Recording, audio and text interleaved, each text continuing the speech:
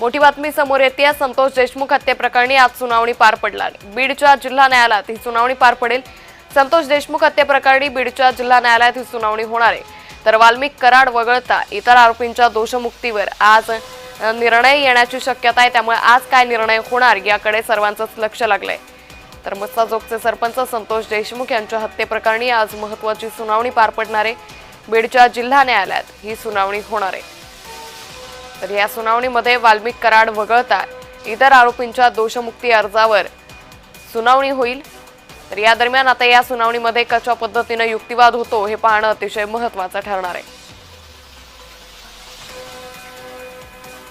तर सरपंच संतोष देशमुख यांच्या हत्येप्रकरणी महत्त्वाची सुनावणी पार पडेल।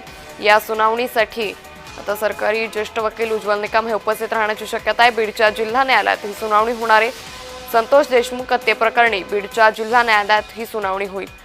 तर वाल्मिक कराड हा या सगळ्या हत्येचा मुख्य सूत्रधार आहे। मात्र हा सूत्रधार वगळता इतर आरोपींच्या दोषमुक्ती अर्जावर आज युक्तिवाद होईल आणि या दोषमुक्ती अर्जावर आज निर्णय दिला जाईल। तर नेमका या अर्जांवरती काय निर्णय होतो हे पाहणं अतिशय महत्त्वाचं ठरणार आहे। याकडे सर्वांचंच लक्ष लागलेलं आहे। बीडच्या जिल्हा न्यायालयात आज ही सुनावणी होणार आहे। या सुनावणीसाठी उज्ज्वल निकम उपस्थित राहण्याची शक्यता आहे। त्यामुळे एकंदरीतच आता बीडकरांचं लक्ष या सुनावणीकडे लागलेलं आहे। मस्साजोगचे सरपंच संतोष देशमुख यांच्या हत्येप्रकरणी ही सुनावणी होणार आहे।